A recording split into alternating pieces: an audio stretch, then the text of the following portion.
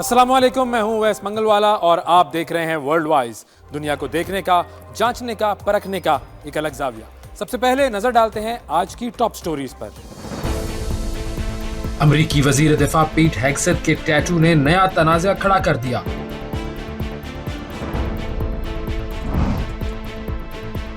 Australia में 3 मई को इंतखाबात होंगे, वजीर आजम ने ऐलान कर दिया। मिस्र में सयाहती आबदोज डूबने से 6 गैर मुल्की सयाह हलाक। अमेरिका में इसराइली जारहियत के खिलाफ आवाज उठाने पर एक और तालिब इल्म गिरफ्तार। और चीन में नौजवानों का डीप सीक का मुनफरिद इस्तेमाल।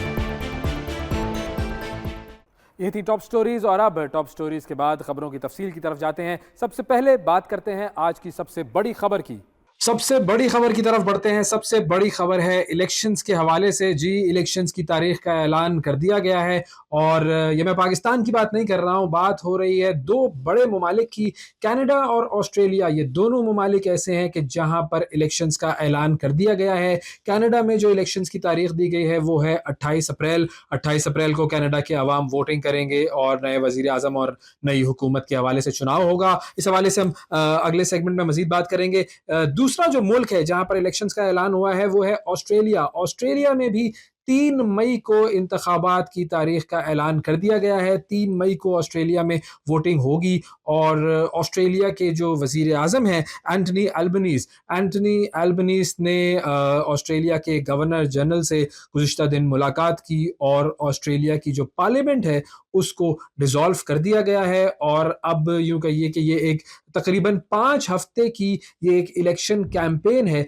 जिसका आगाज हो गया है और तमाम जो पार्टीज इस इलेक्शन में हिस्सा ले रही हैं उन्होंने कैंपेन करना शुरू कर दी है। और अच्छा, अब इस वक्त जो ऑस्ट्रेलिया की अगर हम बात करें तो ऑस्ट्रेलिया की जो पार्लियामेंट है उसमें पार्टीज की पोजीशन के हवाले से अगर आपको थोड़ी सी मैं मालूमात दूं तो जो लेबर पार्टी है जिसकी इस वक्त हुकूमत है, लेबर पार्टी के पास इस वक्त हैं 78 सीट्स। जी, 78 सीट्स हैं लेबर पार्टी के पास। 151 जो टोटल सीट्स हैं उनमें से 78 सीट्स हैं, तो बहुत बहुत एक छोटा सा मार्जिन है लेबर पार्टी के पास जिसकी हुकूमत है इस वक्त। इसके अलावा जो कोalition है जो कि इस वक्त जो अपोजिशन का किरदार अदा कर रही है उसके पास है 54 सीटें। फिर ग्रीन पार्टी है जिसके पास 4 सीटें हैं। इंडिपेंडेंट जो है वो 11 सीटें हैं। तो ये एक तरीके से जो बेसिक कॉम्पोजिशन है इस वक्त ऑस्ट्रेलिया की पार्लियामेंट का। अच्छा, अब जो कोalition है, जो अपोजिशन है,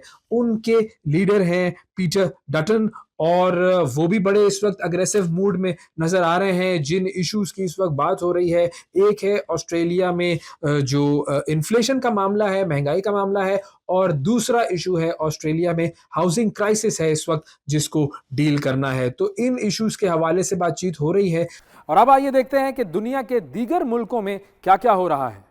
अगली खबर के लिए आपको लेकर चलते हैं हम बुहैरा अहमर की तरफ, जहां पर एक बहुत अफसोसनाक वाकया पेश आया है। एक आबदोज है जो कि डूब गई है बुहैरा अहमर में। 45 सयाहों को लेकर ये आबदोज जो एक तफरीही दौरा था और उस तफरीही दौरे पर ये आबदोज थी और ये जो तमाम के तमाम लोग इस आबदोज में सवार थे इनका ताल्लुक रूस से था और ये आबदोज जो है इसके डूबने की अब खबर आ गई है। अब इसकी जो वजह है डूबने की ये अभी तक सामने नहीं आई है कि किस वजह से ये आबदोज डूबी है, लेकिन इस हवाले से एक तहकीकाती कमेटी बना दी गई है जो कि इस बात का तयन करेगी कि ये हादसा जो है वो किस तरीके से पेश आया है। जो रेस्क्यू ऑपरेशन था इस आबदोज के डूबने के हवाले से उसमें 39 अफराद को बचा लिया गया है और 6 अफराद ऐसे हैं, 6 रूसी अफराद ऐसे हैं जो कि इस वाक़े में हलाक हुए हैं। इस आबदोज का जो नाम था वो था सिंदबाद और सिंदबाद के डूबने की खबर सामने आ गई है जिसमें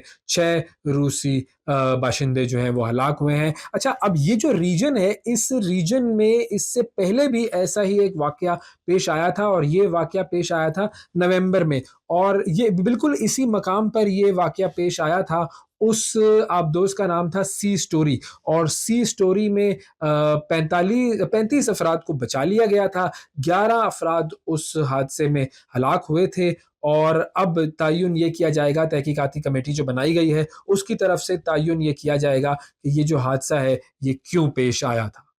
आगे बढ़ते हैं और आपको लेकर जाते हैं अमेरिका की तरफ, जहां पर स्टूडेंट्स पर क्रैकडाउन जारी है। ये वो स्टूडेंट्स हैं जो कि फ़लस्तीन के हक में बात करते हैं या फ़लस्तीन के हक में मुजाहरे करते हैं। और अब एक और तालिबा की गिरफ्तारी का मामला सामने आया है। ये तालिबा जो कि तुर्की से ताल्लुक़ रखती थी और बेसिकली ये मैसाचुसेट्स में वाक़ टफ्ट्स यूनिवर्सिटी है, वहाँ पर ये पढ़ती थी और इसे गुज़िश्ता दिनों गिरफ्तार कर लिया गया है और इसकी गिरफ्तारी की वीडियो भी सामने आ गई है। इस लड़की का नाम रुमैसा है और तुर्की से इसका ताल्लुक़ है। और बताया ये जा रहा है कि रुमैसा जो है वो इफ्तार पर जा रही थी और इफ्तार से बिल्कुल कुछ वक़्त पहले इसे गिरफ्तार किया गया। जब महमूद खलील को गिरफ्तार किया गया था तो उस वक़्त ये ऐलान सामने आया था कि मज़ीद ऐसी गिरफ्तारियाँ भी होंगी और बहुत सारे ऐसे स्टूडेंट्स हैं जो कि फ़लस्तीन के हक़ में बात करते हैं, उनके वीज़ाज़ को मनसूख़ किया जाएगा। तो अब ये एक और वीडियो सामने आई है इस लड़की की,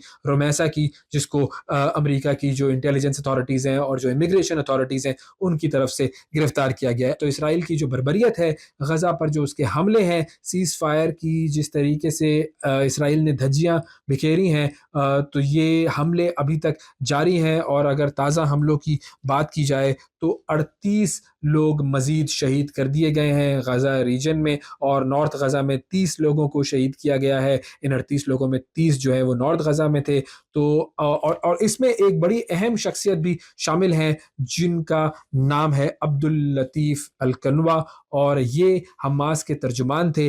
इनको भी इसराइली जो फोर्सेस हैं आईडीएफ, उन्होंने शहीद कर दिया है। एक और बड़ी अहम मस्जिद है जिसका नाम है इब्राहिमी मस्जिद। इब्राहिमी मस्जिद के हवाले से भी ये खबरें सामने आ रही हैं कि फ़लस्तीनी मुसलमानों का वहाँ पर दाखिला ममनू कर दिया गया है। और इस हवाले से ये जो मस्जिद है इसकी एक हिस्ट्री है। इब्राहिमी मस्जिद जो है 1994 में इस मस्जिद में एक वाक़या पेश आया था जब वहाँ पर फ़लस्तीनी मुसलमान नमाज पढ़ रहे थे। तो वहाँ पर एक इस्राएली शख्स आता है और वहाँ पर उसने फायरिंग कर दी थी और उस फायरिंग के नतीजे में 29 फ़लस्तीनी शहीद हुए थे, 100 के करीब लोग जो हैं वो ज़ख्मी हुए थे। और फिर काफ़ी प्रोटेस्ट हुए थे, फ़लस्तीनियों और इसराइलियों के दरमियान काफ़ी क्लैशेस हुए थे। और फिर हुआ ये था कि इसराइली हुक्काम ने इस मस्जिद के एरिया को डिवाइड कर दिया था। 67% एरिया जो है वो यहूदियों के लिए मुख्तस कर दिया गया था कि वो यहाँ पर आके इबादत करेंगे, और बाकी जो 37% है वो फ़लस्तीनियों के लिए मुख्तस कर दिया गया था। लेकिन अब इस मस्जिद में फ़लस्तीनियों का दाखिला बिल्कुल ममनू कर दिया गया है, और जो इसराइली हुक्काम है वो इस मस्जिद में किसी मुसलमान को, किसी फ़लस्तीनी को जाने की इजाज़त नहीं दे रहे हैं। दूसरी तरफ वज़ीर दिफ़ा पीट हेग्सेथ, उनकी कुछ तस्वीर सामने आई हैं और उन तस्वीर में नज़र ये आ रहा है कि पीट हेग्सेथ जो हैं उनके जिस्म पर कुछ टैटूज़ बने हुए हैं, और उनमें एक टैटू ऐसा है कि जिसके हवाले से बहुत शोर मचाया जा रहा है, और वो अरबी में लिखा हुआ है उनके बाजू पर काफ़िर। और काफ़िर हम सब जानते हैं कि मुसलमानों के लिए ये जो लफ्ज़ है ये उन लोगों के लिए इस्तेमाल किया जाता है मुसलमानों की तरफ से जो कि अल्लाह ताला को नहीं मानते या मुसलमानों के मुखालिफ होते हैं, उस पैगाम के मुखालिफ होते हैं। ये टैटू जब सामने आया है पीट हेग्सेथ का, तो इस हवाले से अमेरिका में बहुत सारे लोगों ने इस हवाले से एतराज़ करना शुरू किया, और उन्होंने कहा है कि ये कोई आम टैटू नहीं है, ये बेसिकली पीट हेग्सेथ की जो ज़हनियत है उसको ज़ाहिर करता है कि ये शख्स कितना बड़ा इस्लामोफोब है और इस्लाम से किस कदर ये नफ़रत करता है, मुसलमानों से किस कदर ये शख्स नफ़रत करता है। ये तस्वीर आपके सामने है जिसमें ये टैटू साफ नज़र आ रहा है, और ये टैटू जो है वो बेसिकली उसकी ज़हनियत की अक्कासी करता है। आगे बढ़ते हैं और मिडिल ईस्ट में ही हम आपको इस वक्त लेकर जाते हैं शहर मदीना की तरफ, जहां पर हमारे नुमाइंदे हैं इमरान ऐवान साहब, और वो हमें बताएंगे कि मदीना मुनव्वरा में कुरान करीम की जो प्रिंटिंग है या जो पब्लिकेशन है उसका प्रोसेस किस तरीके से होता है। जी इमरान, बताइएगा। जी, इस वक़्त मैं मदीना मुनव्वरा में हूँ। यहाँ पे एक रामजीत प्रिंटिंग कम्प्लेक्स है, जहाँ पे तकरीबन हर साल 2 करोड़ के करीब रामजीत प्रिंट होते हैं और डिफरेंट कंट्री को भेजे जाते हैं। इसमें ज़्यादातर जो रामजीत हैं वो फ़ी सबिलिल्लाह हैं, और इसके अलावा अगर किसी मुल्क की इनको डिमांड आती है प्रिंटिंग के हवाले से, تو یہ اس کو بھی پرنٹ کر کے دیتے ہیں. اگر اس کے میں ٹرانسلیشن کے حوالے سے ترجمے کی بات کروں تو تقریباً کوئی 78 ڈفرینٹ لینگویج جو پوری دنیا میں چل رہی ہیں اس کی ٹرانسلیشن بھی ادھر سے ہوتی ہے جو پرنٹ ہو کے ڈفرینٹ کنٹری کو منتقل کی جاتی ہے. یہ جو پورا پروسیس ہے یہ سعودی گورنمنٹ کے انڈر ہے اور یہ اس میں زیادہ تر جو کرامجید ہے وہ باقی تمام بالوں کو ہدیے کے طور پہ بیچے جاتے ہیں اور یہ سارا سعودی گورنمنٹ ہی اپنے انڈر اس کو کر رہی ہے. اگر آپ یعنی کوئی بھی مالک ان سے ڈیمانڈ کرتا ہے کہ ہمیں پرنٹ کی شکل یعنی ہم پے کریں گے تو ہمیں بھیجے جائیں تو یہ وہ بھی کرتے ہیں. جی بہت شکریہ ادا کریں گے عمران ایوان صاحب آپ کا. آپ نے ہمیں مدینہ منورہ میں قرآن کریم کی پرنٹنگ کا جو پروسیس ہے اس سے آگاہ کیا. اور اب آپ کو لے کر چلتے ہیں ہم متحدہ عرب امارات کی طرف، جہاں پر ایک ایسا کام ہو رہا ہے کہ جب اس کام کے بارے میں آپ کو پتہ چلے گا تو آپ بھی دنگ رہ جائیں گے اور دنیا تو دنگ رہ ہی جائے گی. کیونکہ یو اے ای میں ایک معاملہ جو میں نے آبزرو کیا ہے وہ یہ ہے کہ یہ کہتے ہیں کہ جی دنیا میں سب سے یونیک جو معاملہ ہے وہ ہمارے ملک میں ہونا چاہیے، دنیا میں سب سے بڑی عمارت ہمارے ملک میں ہونی چاہیے، دنیا میں سب سے بڑی سڑک ہمارے ملک میں ہونی چاہیے، دنیا میں جو یونیک چیزیں ہیں وہ ہمارے ملک میں ہونی چاہیے. اور اب یو اے ای میں ایسا ایک کام ہونے جا رہا ہے اور یہ ہے ایئر ٹیکسی. جی air taxi, intercity air taxi, یعنی اگر آپ نے ایک شہر سے دوسرے شہر تک سفر کرنا ہے تو یہ ایئر ٹیکسی ہے. آپ اس ایئر ٹیکسی میں بیٹھیں اور آپ کو ایک شہر سے دوسرے شہر تک یہ ایئر ٹیکسی جو ہے وہ ٹرانسپورٹ کر دے گی. یہ معاملہ شروع ہونے جا رہا ہے دبئی میں. کب یہ معاملہ شروع ہوگا اور یہ ایئر ٹیکسی کس طرح کام کرے گی، اس حوالے سے ہم بات کریں گے. ہمارے نمائندے علی حیدر بھٹا ہمارے ساتھ موجود ہیں، یو اے ای سے ہمیں جوائن کر رہے ہیں. جی علی، بتائیے گا اس ایئر ٹیکسی سروس کے بارے میں ہمیں. جی بالکل، سچویشن اس طرح سے ہے کہ دبئی دنیا میں وہ پہلا شہر بننے جا رہا ہے جہاں انٹرا سٹی ایئر ٹیکسی جو ہے وہ سٹارٹ ہو جائے گی. اور ایئر ٹیکسی کے حوالے سے جو ایئرپورٹس یا کہہ لیں کہ اس کے جو اڈے ہیں یا اسٹیشنز ہیں جنہیں ورٹی پورٹس کا نام دیا جاتا ہے، انیشلی 4 ورٹی پورٹس جو ہیں وہ بنائے جائیں گے، جن میں Dubai airport, Dubai Marina, downtown Dubai اور پام جمیرہ شامل ہیں. یہ 4 جگہوں پہ ورٹی پورٹس بنائے جائیں گے اور اس میں سے جو پہلا ورٹی پورٹ ہے یہ دبئی ایئرپورٹ میں جو ہے وہ 2026 کے آغاز میں فنکشنل کر دیا جائے گا. اگر آپ کو اس ایئر کرافٹ کے بارے میں بتاؤں کہ یہ جو ٹیکسی ہے، ایئر ٹیکسی جو ہے یہ ایک الیکٹرک ایئر کرافٹ ہوگا جس میں 4 پیسنجرز کے ساتھ ایک پائلٹ جو ہے وہ بھی سفر کر سکے گا. اور اس ایئر ٹیکسی کی وجہ سے جو ابھی کرنٹلی اگر آپ دیکھیں کہ دبئی ایئرپورٹ سے لے کے پام جمیرہ تک کا جو سفر ہے وہ 45 منٹ سے 1 گھنٹے کے درمیان ہوتا ہے، اور جبکہ یہ ٹیکسی آ جانے سے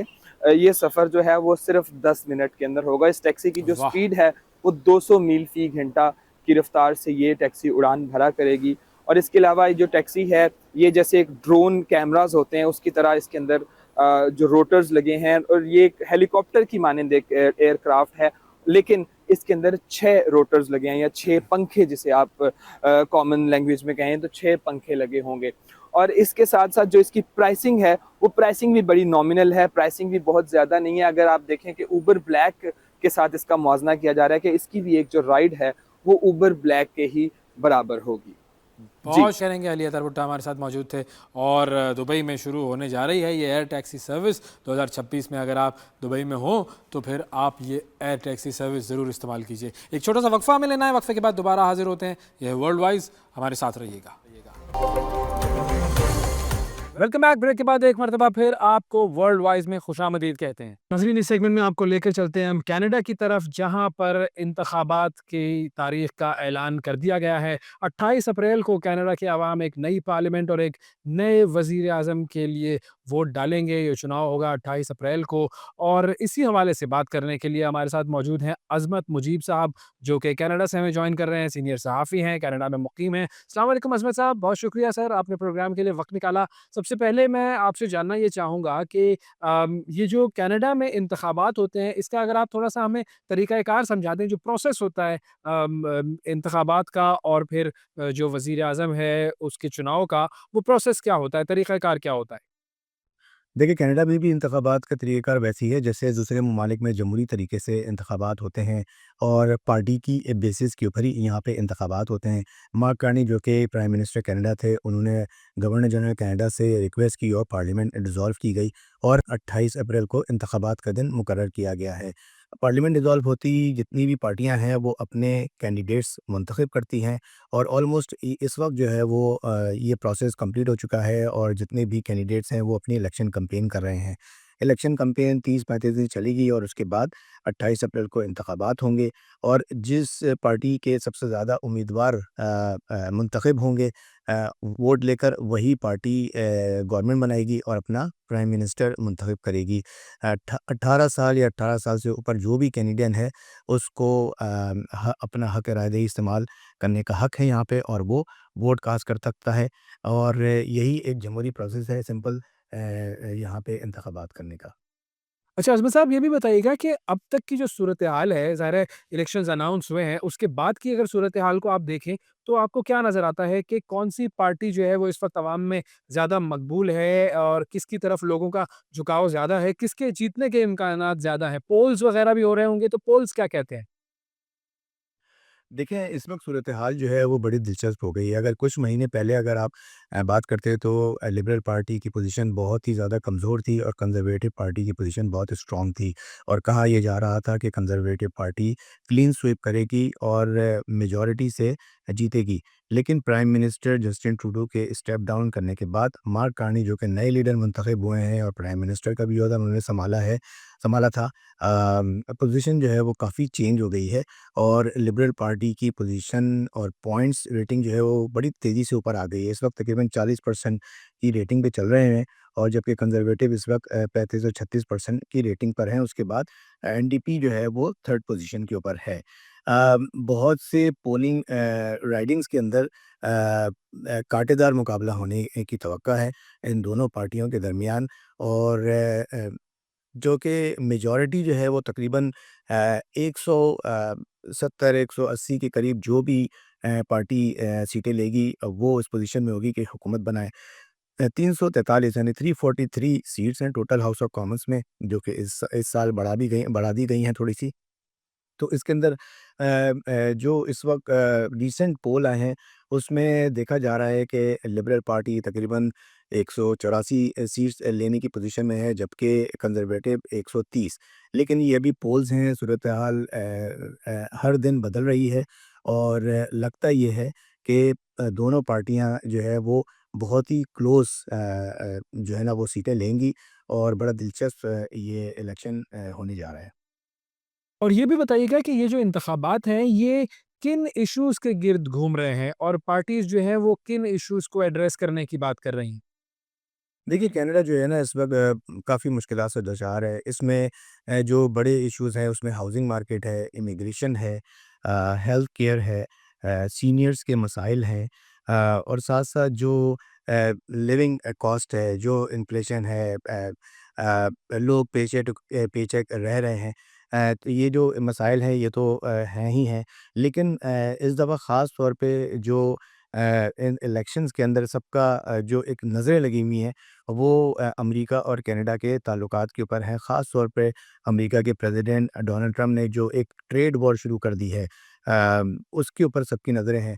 تو مارک کارنی جو کہ ایک بہت ہی پڑھے لکھے اور اکنامسٹ ہیں، وہ پولیٹیشین نہیں ہیں لیکن بڑے تجربہ کار ایک پروفیشنل ہیں، اور ان بڑے پڑھے لکھے ہیں، اعلیٰ تعلیم یافتہ ہیں، بینک آف کینیڈا کے گورنر رہ چکے ہیں، انگلینڈ کے بینک کے بھی گورنر رہ چکے ہیں۔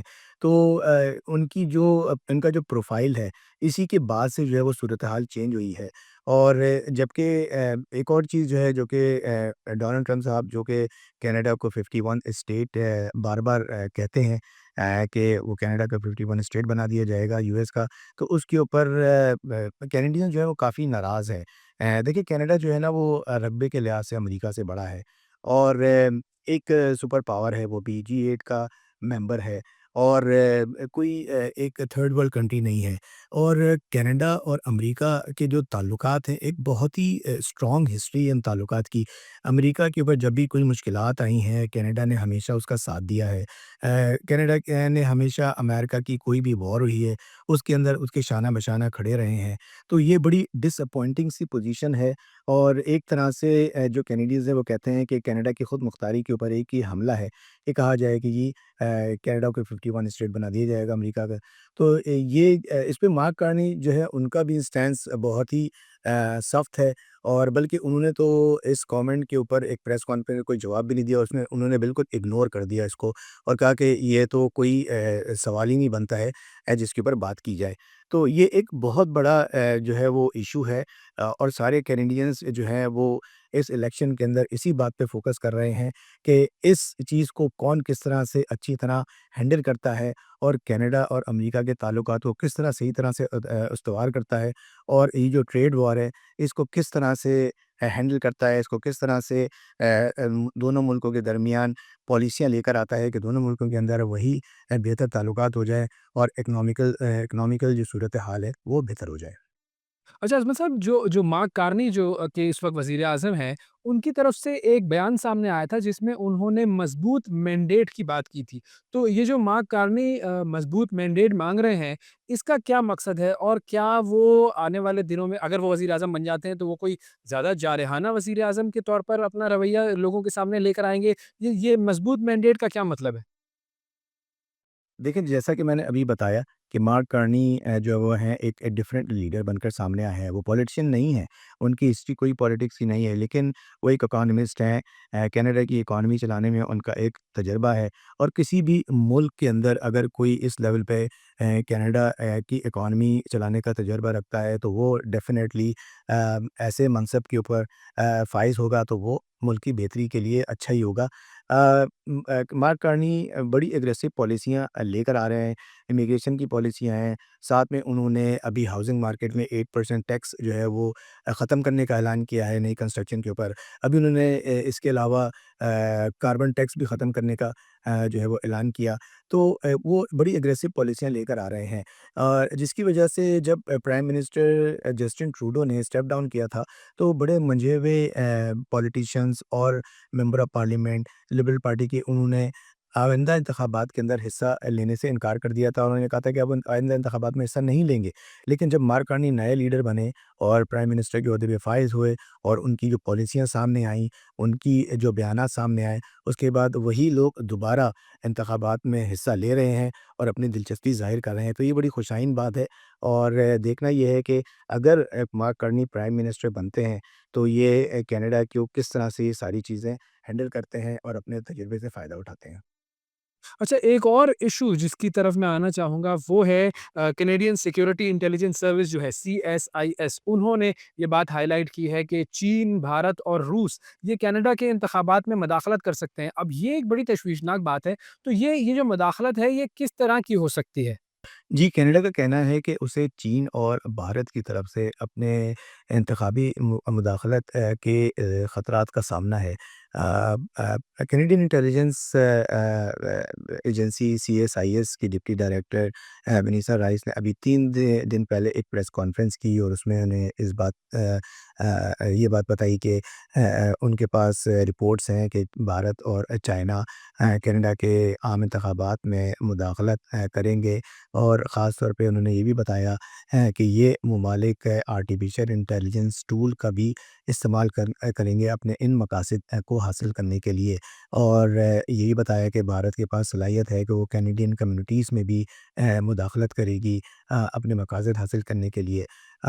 देखा जाए तो कई सालों से इंडिया और कनाडा के ताल्लुकात बड़े कशीदा चल रहे हैं। कैनेडियन एजेंसीज़ आरसीएमपी और जो फाइव आइज़ जो दुनिया की एक मशहूर एजेंसी है, उसने ठोस शवाहिद दिए थे, और प्राइम मिनिस्टर जस्टिन ट्रूडो ने इस बात का हाउस ऑफ कॉमन्स के ऊपर ऐलान किया था कि खालिस्तान तहरीक रहनुमा हरदीप बिन निजार को भारतीय एजेंसीज़ ने कत्ल किया था, और उनके पास ठोस शवाहिद बाद में मिले कि भारतीय एजेंसीज़ रॉ जो है वो कनाडा के अंदर बड़े एग्रेसिव तरीके से अपना ऑपरेशन चला रही है। इसके बाद दोनों ममालिक ने डिप्लोमेट्स एक दूसरे के निकाल दिए थे। अरबों रुपए के जो तजारती मुआहदे थे वो भी मनसूख कर दिए गए थे। वीज़ों पर भी पाबंदी लगा दी गई थी।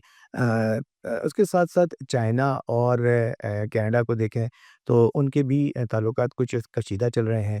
रिसेंटली अभी चाइना ने $2.6 मिलियन के टैरिफ लगाए हैं कनाडा पे, और पिछले हफ्ते 4 कैनेडियंस को फांसी की भी सज़ा दी है। उन पे इल्ज़ाम था कि वो ड्रग्स की स्मगलिंग के अंदर मुलव्वस थे। 2019 और 2021 में जो कनाडा में इंतखाबात हुए थे, उसमें भी इन दोनों ममालिक के ख़िलाफ़ शवाहिद मिले थे कि उन्होंने इंतखाबात में इंटरफेरेंस करने की कोशिश की है, लेकिन उस वक़्त वो अपने इन मकासद के अंदर कोई ख़ास कामयाबी हासिल नहीं कर सके थे।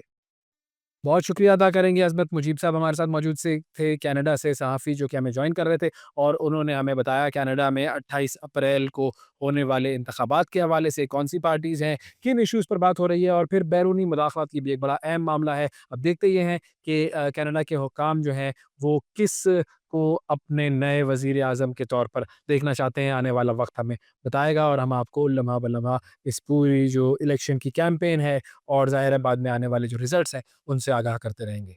यहाँ लेना है हमें एक छोटा-सा वक्फ़ा, वक्फ़े के बाद आपसे दोबारा मुलाकात करते हैं। ये है वर्ल्ड वाइज़, हमारे साथ रहिएगा।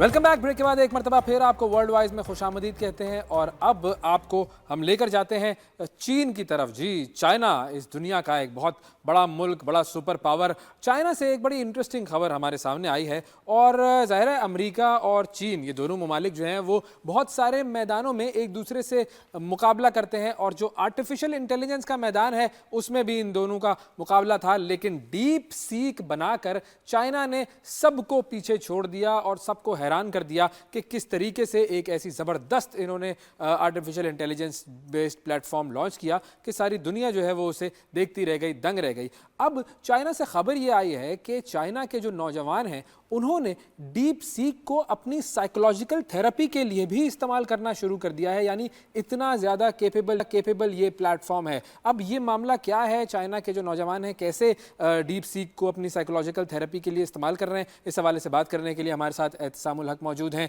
जो सहाफ़ी हैं, चाइना में मुकीम हैं, चाइना मीडिया ग्रुप जो है उसकी उर्दू सर्विस से मुंसलिक हैं। उनसे हम बात करते हैं। अस्सलाम वालेकुम एहतसाम।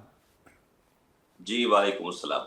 बहुत शुक्रिया आपका, आपने प्रोग्राम के लिए वक्त निकाला। सबसे पहले तो अब ज़ाहिर है जो हम बात कर रहे थे कि चीन और अमेरिका का मुकाबला होता रहता है आर्टिफिशियल इंटेलिजेंस के टेक्नोलॉजी के मैदान में भी, और डीप सीक जैसी ज़बरदस्त चीज़ बनाकर चीन वालों ने ये बता दिया कि वो हार्ड वर्कर भी हैं, वो स्मार्ट वर्कर भी हैं और दुनिया से बहुत आगे हैं। आप काफ़ी अरसे से चीन में मुकीम हैं, आपने क्या देखा चाइना के जो लोग हैं उनकी हार्ड वर्किंग की कैपेबिलिटी और स्मार्ट वर्किंग की कैपेबिलिटी? यहाँ से थोड़ा गुफ्तगू का आगाज़ करते हैं।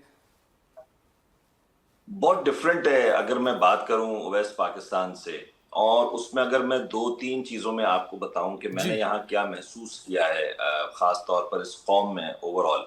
एक तो ये कि बहुत फोकस्ड लोग हैं, यानी जब इनको आप कोई टारगेट्स दे दिए जाते हैं, ऑफिसेज में हों या तंजीमी मामलात हों, पॉलिटिकल मामलात हों, माशरे के मसाइल हों, बिजनेस हो, कुछ भी हो, जब कोई टास्क दे दिया जाता है तो ये उस पर बहुत फोकस्ड हो जाते हैं और फिर दाएं बाएं नहीं देखते, और ये सिर्फ उस रेस में, उस दौड़ में आगे जाने की कोशिश करते हैं और एक्सेल करने की कोशिश करते हैं।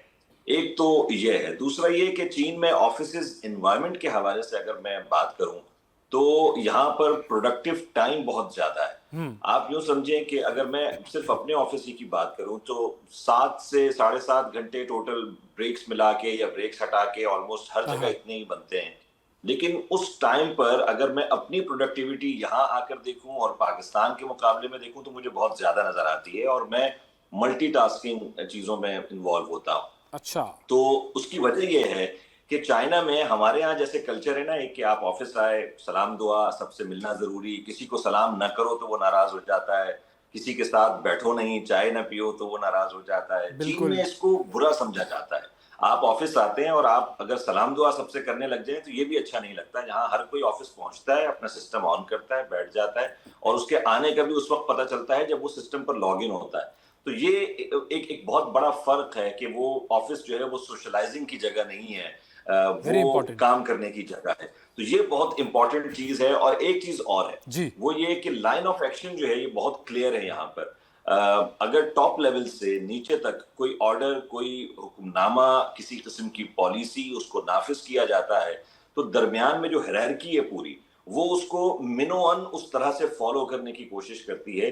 وہ اس میں ہمارے اپنے ٹرمز کے حساب سے میں بات کروں تو ہم جیسے کوئی جگاڑ، کوئی آسانی اس کی تلاش میں رہتے ہوئے ہم جینیس سمجھتے ہیں اپنے آپ کو. یہاں ایسا نہیں ہے. وہ سمجھتے ہیں کہ جس طریقے سے بات اوپر سے چلی تھی اس کو نیچے تک ویسے ہی آنا چاہیے اور اس آرڈر کو اسی طریقے سے پورا ہونا چاہیے. تو یہ بنیادی فرق ہے میرا خیال ہے سوسائٹی کے کام یعنی کرنے کے حوالے سے. فوکسڈ ہیں، وقت ضائع نہیں کرتے فالتو چیزوں میں، اور جو ان کا ٹارگٹ ہوتا ہے اس کو اچیو کرنے کے لیے اس کی طرف ہی ان کی نظریں ہوتی ہیں. یہاں وہاں وہ اب یہ جو چیز ہے یہ تو پاکستان کو کیا ساری دنیا کو چین سے سیکھنی چاہیے. اب آتے ہیں ڈیپ سیک والے معاملے پر. اب ڈیپ سیک جو ہے اس کو چین کے نوجوان اپنی سائیکولوجیکل تھیراپی کے لیے استعمال کر رہے ہیں. تو ایک تو یہ کہ ایسے کیا ایشوز ہیں جن میں وہ سائیکولوجیکل تھیراپی حاصل کر رہے ہیں چین کے نوجوان، پہلے اس پر بات کر لیں. بالکل اس پر بات کریں گے، لیکن ایک چیز آپ یہ ذہن میں رکھیے گا کہ دنیا بھر میں اس وقت جو آبادی کے لحاظ سے، روزگار کے حوالے سے، مواقع کے حوالے سے بڑے ترقی یافتہ ممالک میں جو مسائل ہیں اور جو ترقی پذیر اس طرح کے ممالک ہیں جو ترقی کی دوڑ میں شامل ہیں، ان میں بھی یہ مسائل نوجوانوں میں اس طرح سے ہیں کہ چھوٹی چھوٹی باتوں پر اب ڈپریشن کا ہو جانا، مسائل کو اپنی اوپر طاری کر لینا، حالات کو طاری کر لینا، یہ اب ہر سوسائٹی کا حصہ ہے. جو ابھی حالیہ تعطیلات تھیں جب اس کا ڈیپ سیک لانچ کیا گیا، وہ جشن بہار کا وقت تھا. اس وقت لوگ مصروف تھے اپنے خاندان کے ساتھ، ان کی مصروفیات تھیں، ملنا جلنا اور تمام چیزیں. اور جب وہ واپس آئے اور اس دوران بھی ہم نے ایک بوم دیکھا چین میں، انٹرنیٹ کلچر میں ہم نے دیکھا کہ بہت زیادہ ڈیپ سیک کے حوالے سے بات کی گئی. وہ اس پہلو پر بھی تھی کہ کیسے ہم نے ٹیکنالوجی میں اپنی اوپر عائد ہونے والی پابندیوں کے باوجود اتنا بڑا مارکا سر کر لیا ہے، اور دوسرا یہ کہ دنیا اسے کیسے دیکھ رہی ہے. اور ان دو چیزوں سے گزرنے کے بعد جو تیسرا مرحلہ تھا وہ ٹیسٹنگ کا. ہر شخص نے اس کو اپنے حساب سے ٹیسٹ کرنا چاہا ہے، اور یہی وہ انٹرنیٹ ٹرینڈ ہے جس کی وجہ سے یہ خبریں بنی. اور اب لوگ یہ کہہ رہے ہیں کہ جو چائنا میں جو نوجوان ہیں وہ اسے استعمال کر رہے ہیں. استعمال ہو رہا ہے، بٹ فور می اگر میں دیکھوں جو مجھے نظر آتا ہے وہ اس کی ٹیسٹنگ ایک طریقے سے ہو رہی ہے. یعنی ڈفرینٹ طریقے سے پرومپٹس دے کر چیک کیا جاتا ہے کہ آیا یہ کوئی متبادل ہے کسی تھیراپی کا، یا ہم اس سے وہ فائدہ لے سکتے ہیں یا نہیں. اس طرح کے کامنٹس مجھے زیادہ نظر آئے. جو آپ نے بات کی یہ رجحان ابھی میں ایک آرٹیکل دیکھ رہا تھا دسمبر، میرا خیال ہے 2024 دسمبر میں مڈ میں وہ شائع ہوا ہے اور وہ CNN میں پبلشڈ ہے، جس میں چیٹ جی پی ٹی سے بھی اسی طرح کی مدد لینے کی کوشش میں کچھ سٹوریز میرے سامنے آئیں. اور اس میں بھی یہ کہا گیا کہ یہ ایک ٹول تو ہو سکتا ہے چیزوں کو بہتر کرنے کے لیے، سمجھنے کے لیے، کسی میکینزم کو سمجھنے کے لیے، لیکن یہ کسی ہیومن تھراپسٹ کی جگہ نہیں لے سکتا. تو میرا خیال ہے کہ چین میں بھی اس وقت جو میری معلومات ہیں، جتنی میں نے گفتگو کی ہے، مجھے لوگوں سے یہی سننے کو ملا ہے کہ ہاں ہم ابھی اس کو ٹیسٹ کرنے کی پوزیشن میں ہیں کہ یہ کیا ریزلٹس دے رہا ہے. تو یہ اگر ہم اس کی ٹیسٹنگ کی بات کریں تو یہ کس طریقے سے تھیراپی کرتا ہے، کیا اس کی کیپیبلٹیز ہیں؟ دیکھیں مختلف حالات کو اس کو پرومپٹس دے کر یہ سمجھانے کی کوشش کی جاتی ہے چیٹ بوٹ کو کہ میں اس سچویشن میں ہوں، مجھے کیا کرنا چاہیے. کہیں وہ بہتر رسپانس دے رہا ہے تو لوگ اس کے بھی اسکرین شاٹس شیئر کر رہے ہیں، کہیں وہ بہتر رسپانس نہیں دے پا رہا ہے اور پرابلم کو نہیں سمجھ رہا ہے تو وہ اس کی بھی بات ہو رہی ہے. لیکن جو ہیلتھ ایکسپرٹس ہیں وہ یہ کہہ رہے ہیں کہ یہ ہیومن جو دماغ ہے، خاص طور پر تھیراپی کے حوالے سے، انسانی نفسیات کو سمجھنے کے حوالے سے، اس کی جگہ فی الوقت یہ مشین نہیں لے سکتی، کیونکہ یہ جنریٹڈ ڈیٹا ہوتا ہے، اور جنریٹڈ ڈیٹا میں انسانی مسائل کو، ان کی نفسیات کو، ان کے حالات کو، اس ٹراما کو سمجھنے کے لیے بہت باریک بینی کی ضرورت ہوتی ہے. اسی وجہ سے وہ ایک جو ہمارے ہاں سائیکالوجسٹ ہیں وہ کام کرتے ہیں، وہ دنیا بھر میں کام کرتے ہیں. تو اس حوالے سے ابھی بہت ساری چیزیں، بلکہ آپ کی گفتگو جب آپ نے اس ٹاپک کے حوالے سے ذکر کیا تو مجھے یاد آیا کہ پاکستان میں بھی میرے کچھ دوست ایسے تھے جو آغاز میں چیٹ جی پی ٹی کو یا ڈفرینٹ جو اے آئی، اب چیٹ بورڈ سب کے لانچ ہو گئے ہیں، اسنیپ چیٹ وغیرہ تمام کے، تو وہ اس کو ٹیسٹ کر رہے ہیں مختلف انفارمیشنز کے ذریعے کہ یہ ہمارے کتنے کارآمد ہے. تو شاید ابھی بھی وہ سلسلہ ہے، اور ابھی کیونکہ وقت بہت زیادہ نہیں ہوا تو اس لیے اس بات میں بالکل صداقت سمجھی جا سکتی ہے کہ اس وقت حتمی کچھ بھی نہیں ہے. ایک آدھ مہینہ ہی ابھی ہوا اس کو مکمل طور پر مارکیٹ میں آیا. صحیح. تو اب ہم یہ کہہ سکتے ہیں کہ ظاہر ہے مختلف میدانوں میں مختلف طریقے سے اس ڈیپ سیک کو ٹیسٹ کیا جا رہا ہے، اور اگر ہم اس کے فیوچر کی بات کریں تو یہ کہاں جا سکتا ہے؟ آپ وہاں بیٹھے ہیں، آپ بتا سکتے ہیں کہ چین جو ہے وہ آرٹیفیشل انٹیلیجنس بیس پلیٹ فارم کی ٹیکنالوجی میں اب کہاں پہنچنے والا ہے؟ آئندہ آنے والے چند سالوں میں ہم کیا دیکھ پائیں گے؟ ویسے میں جو گمان کر رہا ہوں اور جو میرا اندازہ ہے وہ یہ کہ اگر 2024 میں 496 بلین US ڈالرز کی انویسٹمنٹ R&D سیکٹر میں چائنا میں ہوئی ہے تو آپ یہ سوچیں کہ ان فیوچر کیا کچھ ہونے والا ہے. میں R&D سیکٹر کی انویسٹمنٹ کی بات کر رہا ہوں. جو پروجیکٹس اس وقت زیر تکمیل ہیں جب وہ سامنے آئیں گے تو وہ کیا حیرتوں میں مبتلا کریں گے. اور میں اس لیے بہت شیور ہوں کہ یہاں ایک کلچر پایا جاتا ہے چین میں اور وہ یہ کہ چپس کے معاملات میں جتنا زیادہ پریشر اس وقت چین پر ہے اس سے نکلنے کے لیے جو چین کی اپنی پالیسیز میں متواتر تبدیلیاں اور جو کوشش اس انڈسٹری کو بچانے کے لیے اور اس کو ایکسل کرنے کے لیے اس میں ہو رہی ہے, مجھے ایسا لگتا ہے کہ 2025 میں ہم بڑی بڑی چیزیں مزید دیکھ پائیں گے اور ایسی چیزیں ہوں گی کہ ہم اسی طرح سے حیرت میں مبتلا ہو کر اس پر بات کر رہے ہوں. بہت شکریہ ادا کریں گے اعتصام الحق صاحب, ہمارے ساتھ موجود تھے چین سے ہمیں جو اور ٹیکنالوجی کا میدان ہو یا کوئی اور بھی میدان ہو, چین والے جب کام کرنا شروع کرتے ہیں تو بس پھر کرتے چلے جاتے ہیں اور اس کام کو اس کے جو ٹاپ موسٹ پوائنٹ ہے اس پر لے کر پہنچتے ہیں. بہت کچھ سیکھنے کی ضرورت ہے ہمیں. چین اور پاکستان کی دوستی کی ہمیشہ مثالیں دی جاتی ہیں. ان دونوں ممالک کی دوستی کا مجھے یہ لگتا ہے کہ ہم نے شاید ابھی تک ٹیکنالوجی کے میدان میں, علم کے میدان میں فائدہ صحیح اٹھایا نہیں ہے. آج کے پروگرام میں ناظرین اتنا ہی. آپ سے اگلے پروگرام میں پھر ملاقات کریں گے. اس وقت تک کے لیے اجازت دیجیے. اللہ حافظ.